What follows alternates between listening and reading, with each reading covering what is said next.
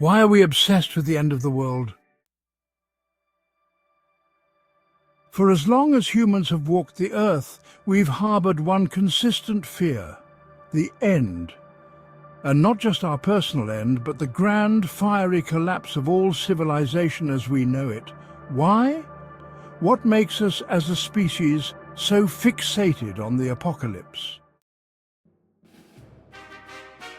The obsession began long before we had the science or the cinema. Ancient civilizations like the Mayans and the Norse prophesied world-ending events, signs in the stars, gods waging a final war.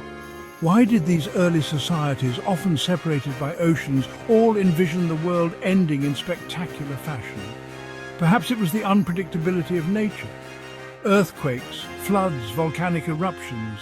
To them, these were signs of divine wrath, reminders of our mortality. But these myths had a purpose, a warning to live honorably or perish. Religions too weave tales of the end. Christianity, Islam and Hinduism each describe their own apocalypse, marked by chaos, judgment and rebirth. Stories of moral decay, suffering and the final reckoning.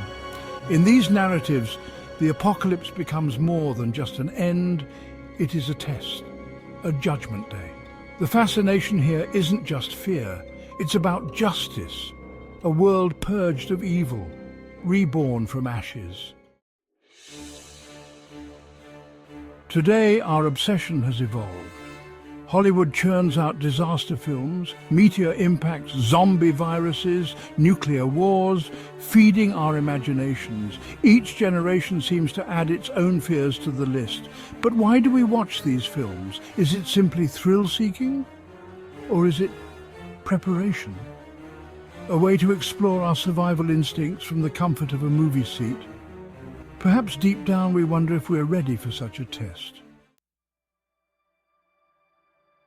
Psychologists argue that doomsday fascination may offer a strange comfort. When the world is chaotic, imagining an apocalypse provides an ending, an escape from daily frustrations and uncertainties. There's a twisted relief in imagining a reset, a clean slate. For some, it provides a sense of control, an understanding of life's fragile balance. If we understand the end, maybe we can avoid it. But science, too, has entered the apocalyptic conversation. Astronomers warn of potential asteroid impacts. Climate scientists speak of global warming tipping points. The risk isn't just in fiction, it's in our data. These warnings force us to confront uncomfortable truths, but they also offer a chance to act, to prevent our own destruction. What does it say about us that we're so intrigued by our end? Perhaps it's an urge to understand our own purpose, our place in the universe. Maybe in obsessing over the end, we're really searching for meaning. We may never stop envisioning the end. After all, the fear of the unknown, it's woven into the human experience. The apocalypse is, in many ways, a mirror, reflecting our hopes, our fears, and our need for answers.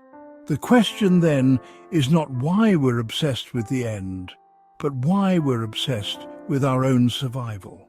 Until the end comes, we'll keep watching, imagining, preparing.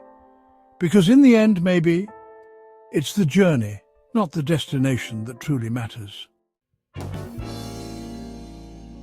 Subscribe, like, and comment.